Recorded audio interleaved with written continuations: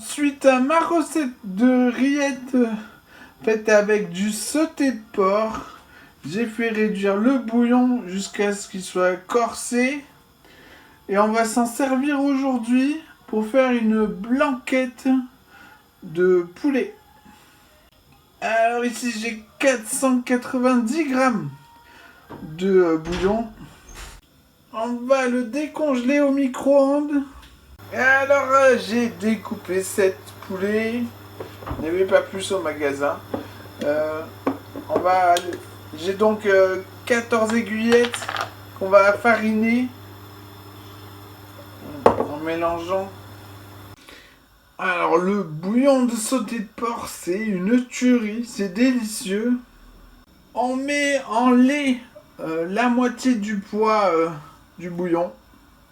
Dans un faitout, on met encore un petit peu, hop, un tout petit peu d'huile d'olive.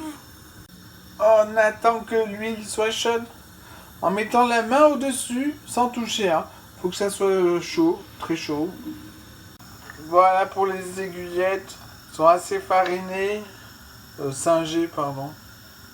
Quand l'huile est bien chaude, on met d'un coup les aiguillettes. On les étale. On va les remuer presque tout le temps. Faut que ça blanchisse comme ça de partout. Voilà, ça ira. J'ai remué presque tout le temps. Maintenant on éteint le feu, on met tout ça dans une assiette. Puis on y met le bouillon de sauter le lait. On va avec une spatule gratter le fond. Faut tout décrocher. Ensuite, il vous faut à peu près 2 oignons normaux. Là, ils sont un peu petits ou un peu gros, c'est pas grave. Coupés en 4. On y met aussi une cuillère à soupe bombée de paprika moulu.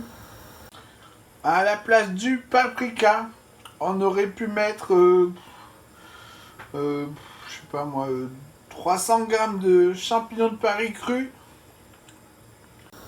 Quand ça bout, on met le poulet, on mélange un peu. Voilà. On met le couvercle. Voilà. On éteint le feu. On va attendre 20 minutes. Mettez un minuteur. Après 20 minutes, avec une écumoire, une araignée, on sort la viande.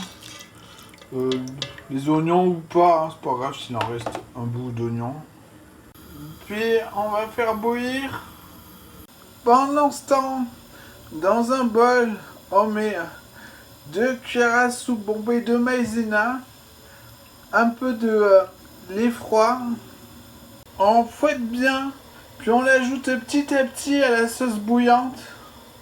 On attend que ça rebout quand on en a mis un peu.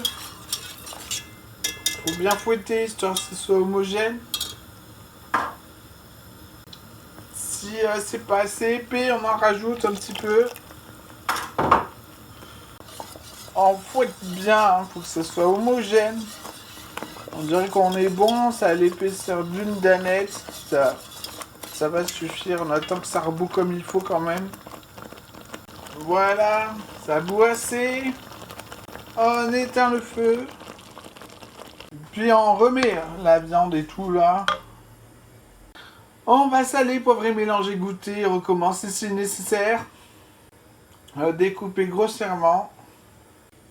On peut servir ça avec une salade verte et du riz. Et voilà, bon appétit!